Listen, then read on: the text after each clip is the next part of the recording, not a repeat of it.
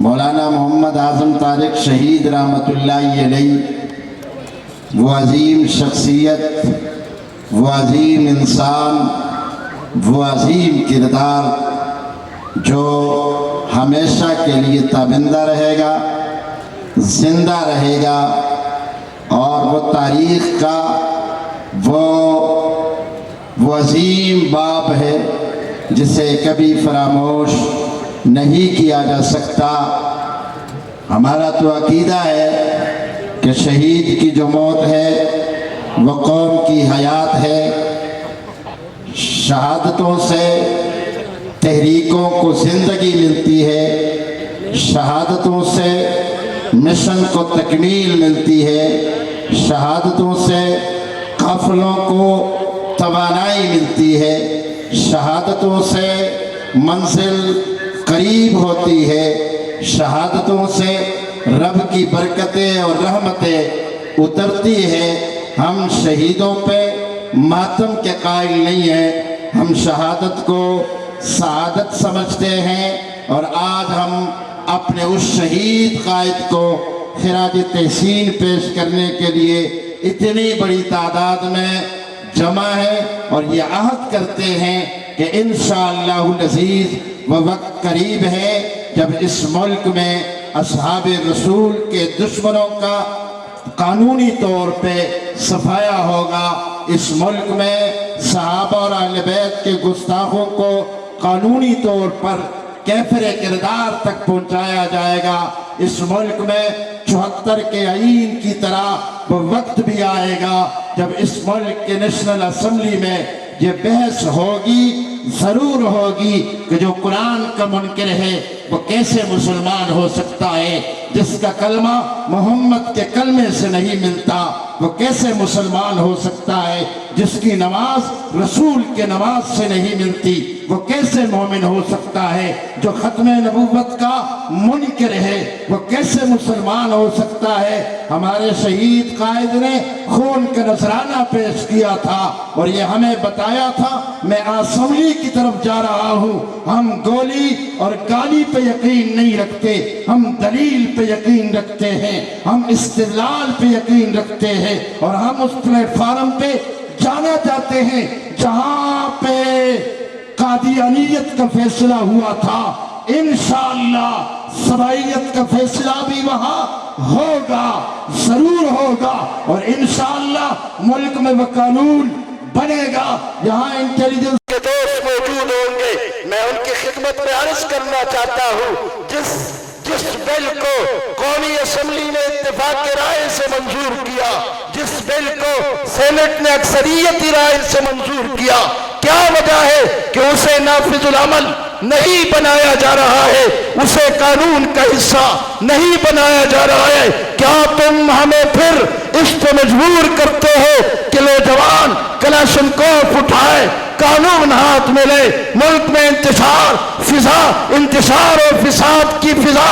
بنے؟ ہم تمہارے اس منصوبے کو ناکام بنائیں گے۔ ہم انشاءاللہ جدوجہد کریں گے، اور انشاءاللہ وہ وقت آئے گا کہ ناموس صحابہ بل، جس کے محرک اول مولانا محمد اعظم طارق شہید تھے، جس کے محرک اول جبل استقامت تھے، انشاءاللہ اس ملک میں ناموس صحابہ اہل بیت بل کا قانون اور وہ بل منظور ہوگا، قانون بنے گا انشاءاللہ۔ میں آپ سے کہنا چاہتا ہوں، اگر لوگ دنیاوی لیڈر کے لیے نکل سکتے ہیں، اپنی پارٹی و جماعت کے لیے نکل سکتے ہیں، تو صحابہ کے دیوانوں، اگر جماعت نے آپ کو بلایا، قیادت نے آپ کو بلایا، امیر نے آپ کو بلایا، بزرگوں نے آپ کو بلایا کہ ہم نے پارلیمنٹ کی طرف مارچ کرنا ہے، آپ نکلو گے؟ اور جذبات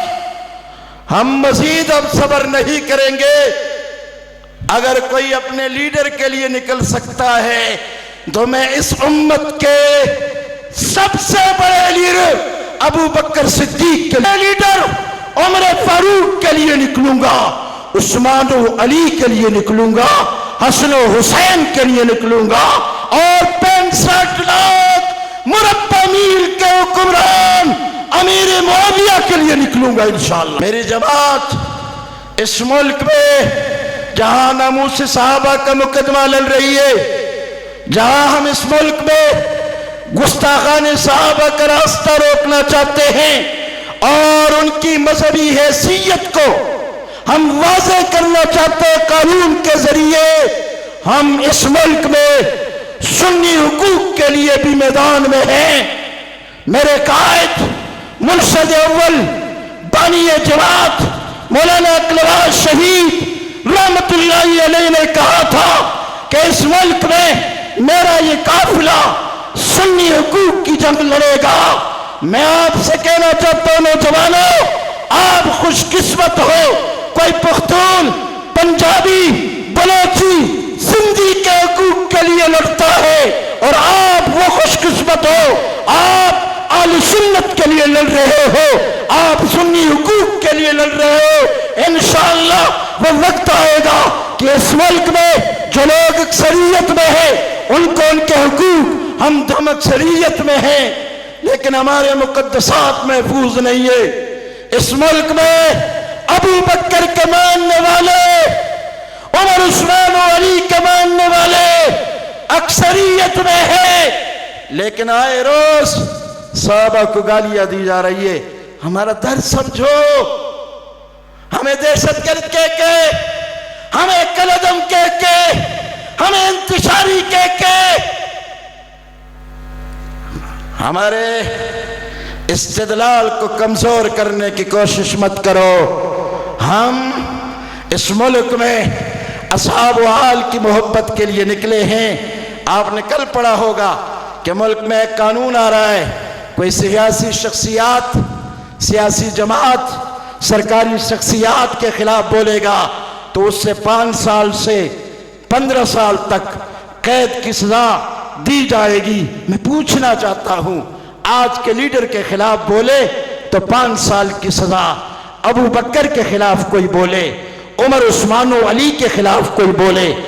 اور حضرت امیر معاویہ پہ کوئی تبرہ کرے تو پھر اس کے لیے قانون حرکت میں کیوں نہیں آتا؟ پاڑا چنار کے حوالے سے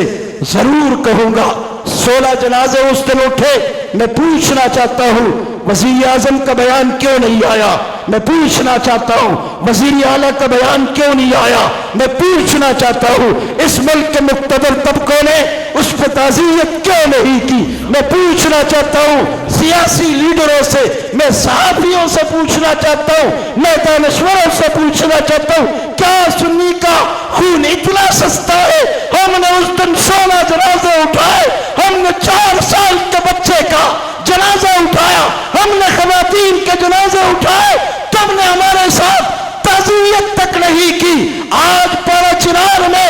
کرم میں اہل سنت پر ظلم ڈھایا جا رہا ہے۔ ایجنسیوں کی رپورٹ ہے وہاں اسلحہ ایران سے آ رہا ہے، وہاں فنڈنگ ایران سے آ رہی ہے، وہاں کے دہشت گرد انہیں ایران لے جا کر تربیت دی جا رہی۔ میں پوچھنا چاہتا ہوں اس ملک کو تم نے ایران کی قانونی میں تبدیل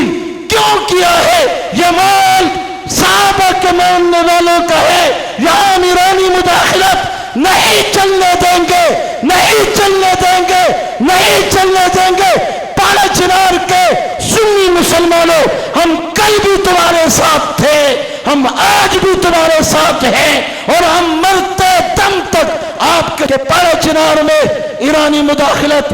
بند ہونی چاہیے۔ اور آئے روز راجہ ناصر عباس وہاں جاتا ہے، دوسرے اس فرقے کے لوگ وہاں جا رہے، وہ وہاں کے امن کو مزید خراب کر رہے۔ میں پوچھنا چاہتا ہوں راجہ ناصر عباس سے بڑا دہشت گرد اس ملک میں ہے؟ اس ملک کے فوج کے خلاف نعرے لگائے، ہم اشارے میں کوئی بات کرے تو گرفت ہوتی ہے، وہاں خلاف نعرے لگائے جا رہے ہیں، انہیں کیوں نہیں روکا جا رہا؟ راجہ ناصر عباس یا اس قبیل کے جو لوگ وہاں جا کر پاڑا چنار کے امن کو خراب کرنا چاہتے ہیں، ہمارے اداروں کو چاہیے کہ ان کا راستہ روکے۔ اگر آپ نہیں روکیں گے روکنا ہمیں آتا ہے، اور ہم جب روکتے ہیں آپ دیکھو کتنا شریر قوم اور قبیلہ ہے، 16 لوگ میرے مارے ہیں، اور ماتم وہ کر رہے ہیں کہ جی پڑا چنار غزہ بنا ہوا ہے، وہاں یہ ہو رہا ہے، یہاں وہاں وہ ہو رہا ہے۔ بھائی لوگ میرے آپ نے شہید کیے ہیں، اس پہ احتجاج تو مجھے بلند کرنا چاہیے، اسے بات تو مجھے کرنی چاہیے، لیکن وہ انتہائی مکار قوم میرے لوگوں کو مار کر وہ وہاں پہ اور پورے ملک میں اپنے آپ کو مظلوم بنا کر پیش کر رہے ہیں۔ کبھی کہتے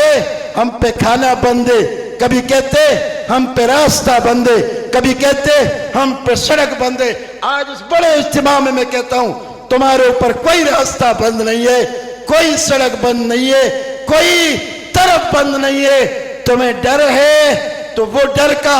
اپنا علاج خود کرو، اس کے لیے کسی مولانا صاحب سے تعویذ لے لو، کسی سے دم کرا لو۔ ہم نے آپ کا راستہ وہاں نہیں روکا ہوا ہے، ہم نے سڑک وڑک بند نہیں کی ہے۔ یہ کہانی اور قصے چھوڑو، تم نے ہمارے لوگ مارے ہیں، اور ہم دیکھ رہے ہیں حکومت کی طرف کہ جو 15-20 دہشت گرد وہاں ہے انہیں گرفتار کیا جاتا ہے یا نہیں کیا جاتا۔ مجھے امید ہے میں ڈی سی قوم کو خراج تحسین پیش کروں گا، میں خراج تحسین پیش کروں گا، وہاں پہ جو کمانڈر صاحب ہے اس کو خراج تحسین پیش کروں گا کہ جنہوں نے وہاں پہ حالات کو کنٹرول میں لینے کے لیے انہوں نے اقدامات شروع کیے ہیں، اور انہوں نے اس قبیلے سے کہا ہے یہ 20 دہشت گرد آپ کو حوالے کرنے ہوں گے۔ اگر آپ نے یہ 20 دہشت گرد حوالے نہ کیے تو پھر بدامنی کے ذمہ دار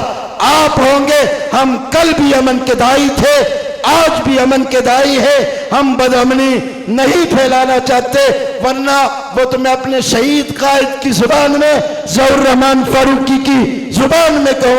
کہوں گا کہ جب ہم نے فیصلہ کر لیا کہ ہم نے تمہیں ختم کرنا ہے تو ہمیں نہ گولی چلانی پڑے گی، نہ ٹینک چلانا پڑے گا، نہ توپ چلانی پڑے گی، ہم پیشاب کریں گے تو تم اس میں بہ جاؤ گے انشاءاللہ۔